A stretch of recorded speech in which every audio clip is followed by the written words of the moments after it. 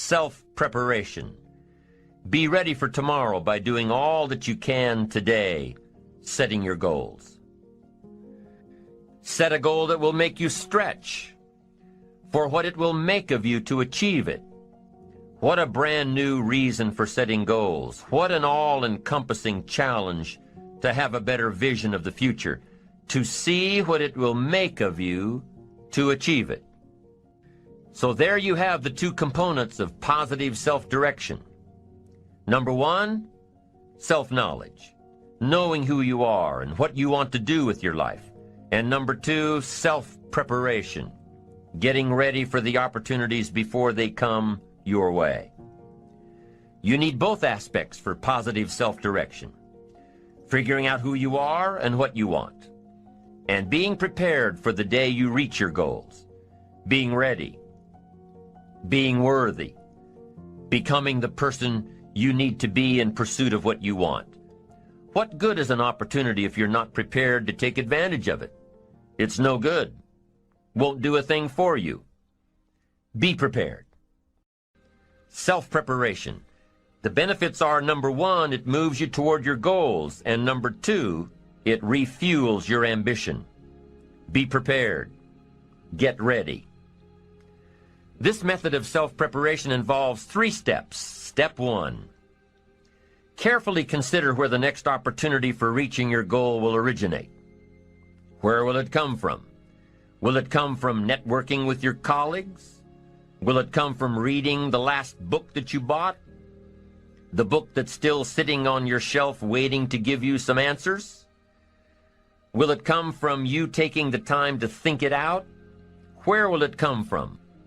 The next opportunity that will push you forward. If you don't know, here's what you have to do. For each major goal of yours, the top priorities on your list, for each of these, take out a separate piece of paper, 1 single sheet per major goal, write down your goal at the top, and start listing all reasonable resources. Write down every possible...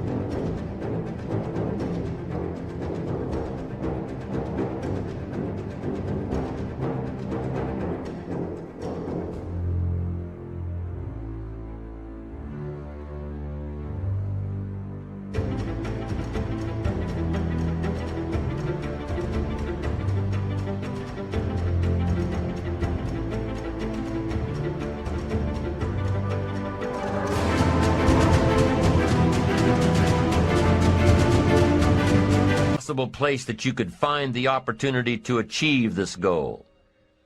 And with each resource, classify them.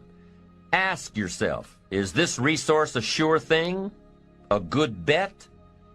About even chances? Unlikely? A long shot? Ask yourself these questions and classify all of the resources you have written down. That's the first step. The second step in this method of self-preparation is to make sure you know what you need to do to be prepared for your opportunities. Go through your entire list of goals and resources and classify them. Break each resource into concrete steps of preparation. Start by working on the sure bets first, and then move down the line. The long shots will come through every so often, but start with the resources that will serve you best now. Get ready for the opportunities before they come your way. Step 3 in the self-preparation method is to do all you can to make each opportunity more likely to happen. After you've determined what you have to do to get ready, to be prepared, after you've determined this, see what you can do to expedite the process. What can you do to increase the likelihood of this opportunity? Go over it and over it and over it. Use these three methods again and again as you assess where you are now and where you have to go next to keep moving toward the achievements that are most important to you. Step 1, consider your resources. Step 2, determine what you have to do to get ready. Step 3, expedite the opportunities. And by the way, this method of self-preparation works wherever you are in your journey, whether you're close to your goals or whether you're just starting your journey of self-direction. This method works. Have working knowledge to draw from. Continually work on yourself in preparation of where you want to be. Build a reservoir of thoughts and ideas and philosophies and experiences that are your own. Build, grow, change, get ready, be prepared.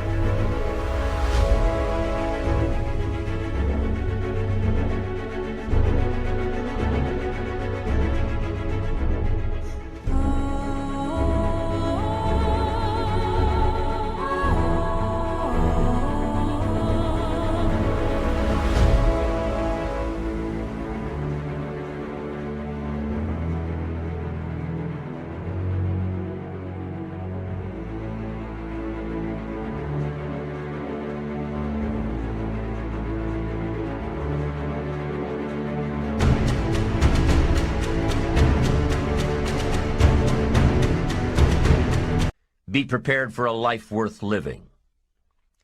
Now, here are the 4 ifs that make life worthwhile. Number 1, life is worthwhile if you learn. Nothing worse than being stupid. Life is worthwhile if you learn. Learn from your personal experiences. Learn from other people's experiences. Second, life is worthwhile if you try. Now you've got to take what you've learned and see if you can try your hand at it.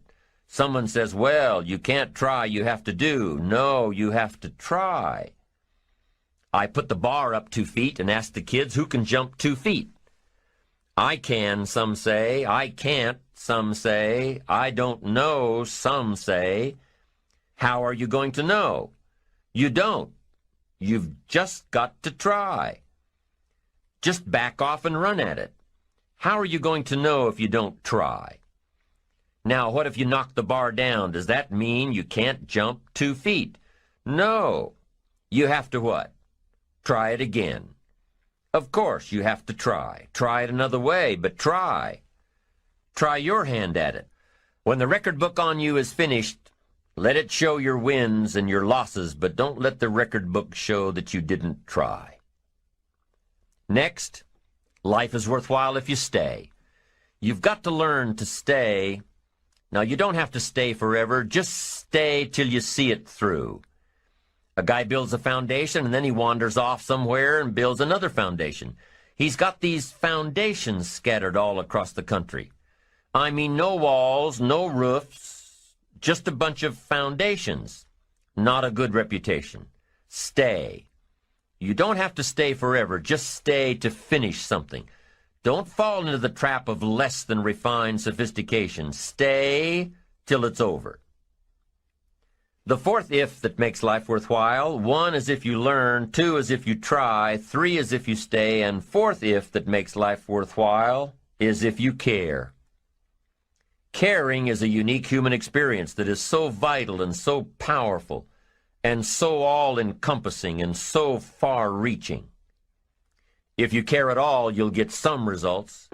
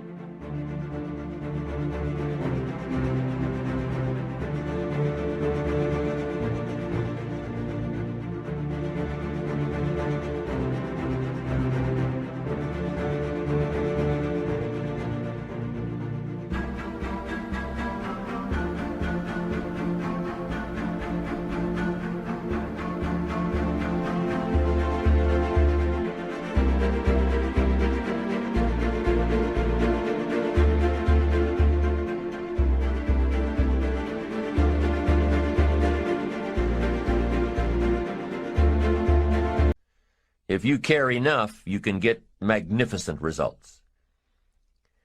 To lead a life worth living, you've got to learn, you've got to try, you've got to stay, and you've got to care. Taking responsibility for your own life, taking responsibility for whatever happens to you, knowing that you have consciously made the decisions that are now affecting you, knowing that what is happening now, today, is the direct result of your activity, what you did yesterday. Self-reliance is basically counting on yourself.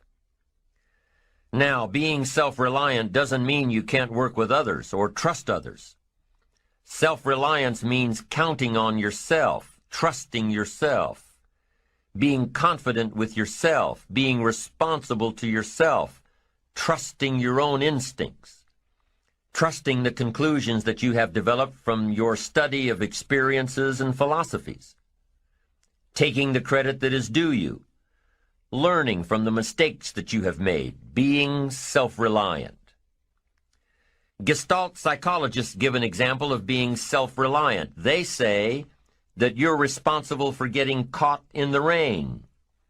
They say that by deciding not to carry an umbrella every day, you have made the decision to endure an occasional drenching.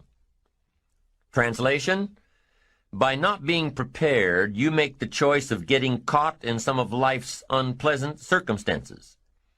Be they rain, failures, economic losses, relationship losses, professional losses, personal losses. By not being prepared, thinking ahead, it's your choice. Now here's the other side of it. By being prepared, you increase your chances of success. You increase the likelihood. By being prepared, you increase your chances of success, of seizing opportunities when they come your way, of being ready within yourself to take advantage of once-in-a-lifetime situations. Some people tend to blame others for their mistakes, blame others for their failures. Somebody says, it's not my fault the report isn't done, so-and-so didn't do their part.